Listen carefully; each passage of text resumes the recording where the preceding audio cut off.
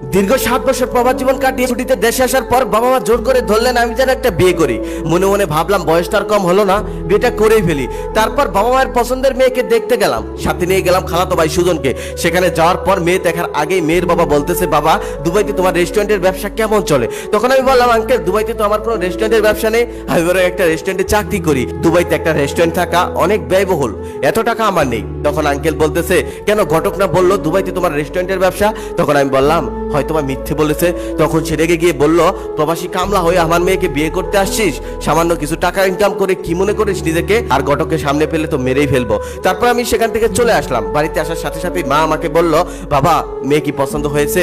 তখন খালাতো ভাই সুজন পাশ থেকে হাসতে হাসতে বলতেছে, মেয়ে পছন্দ হবে কি, মেয়ে তো দেখতেই দেয়নি। মেয়ের বাবা প্রবাসী কামলার কাছে তার মেয়েকে বিয়ে দিবে না, অপমান করে তাড়িয়ে দিয়েছে। তখন খালা পাশ থেকে বলতেছে, পরের বার মেয়ে দেখতে হলে আমার ছেলেকে নিয়ে যাস না, আমি চাই না আমার ভার্সিটিতে পড়ুয়া ছেলে তোর সাথে গিয়ে অপমানিত হোক। আমি মাথা নিচু করে ঘরে চলে গেলাম। তার 2 দিন পর বাবা মা আরেকটি মেয়ে দেখলো, নিম্নবিত্ত ঘরের। সে মেয়েকে দেখতে গেলাম, সেই মেয়ের বাবা মা আমাকে পছন্দ করলো, আমারও মেয়ে পছন্দ হলো। তবে আসার আগ মুহূর্তে মেয়েটা আমাকে বলতেছে, আমি আপনার সাথে 2 মিনিট কথা বলতে চাই। আমিও রাজি হলাম। তারপর সে আমাকে তার ঘরে নিয়ে গেল, দরজা বন্ধ করলো আর বলতেছে, নিজেকে কি মনে করেন? 2 পয়সা ইনকাম করে নিজেকে যা ইচ্ছা তাই মনে করেন?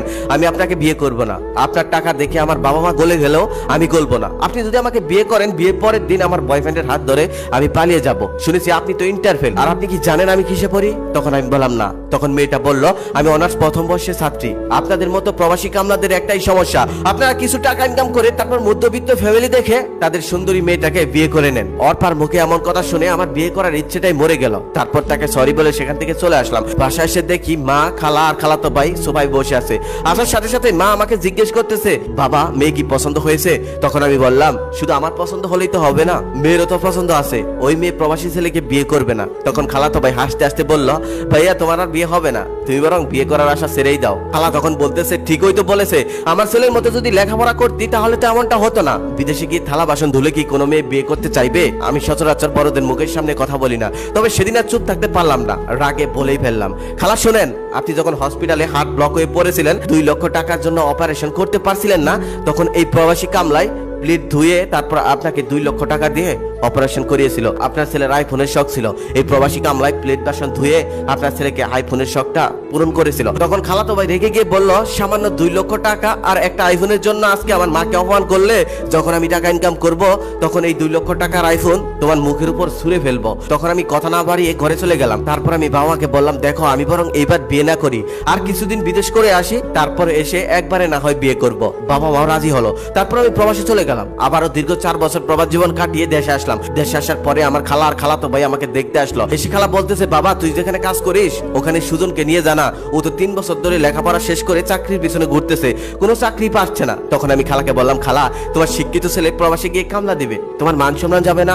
আর ও প্রবাসে কামলাগিরি করলে তো দেশে এসে বিয়েও করতে পারবে না। তখন খালা চুপ করে রইলো। আর খালাতো ভাইকে আমি বললাম, দেখ যখন 2 হাত ভরে টাকা ইনকাম করবি তখন আর কারো মুখে টাকা ছুঁড়ে ফেলতে ইচ্ছে করবে না, টাকা আঁকড়ে ধরতে ইচ্ছে করবে। তারপর আমি জমি নিয়ে একটা প্রবলেমের কারণে উকিলের কাছে গেলাম। সেখানে গিয়ে দেখলাম সেই আঙ্কেলটা, যে আঙ্কেলের মেয়ে বিয়ে করতে গিয়েছিলাম আর আমাকে অপমান করে তাড়িয়ে দিয়েছিল, আমাকে দেখে সে চলে গেল। সে চলে যাওয়ার পর আমি উকিল আঙ্কেলকে জিজ্ঞেস করলাম উনি এখানে কিসের জন্য এসেছিল। তখন উকিল আঙ্কেল বলতেছে, ওনার মেয়েকে এক বড় লোকের ছেলের কাছে বিয়ে দিয়েছিল, ছেলে নেশাখোর, মেয়েকে অত্যাচার করে, মেয়ে তার কাছে থাকবে না, তাই ডিভোর্সের জন্য এখানে এসেছিল।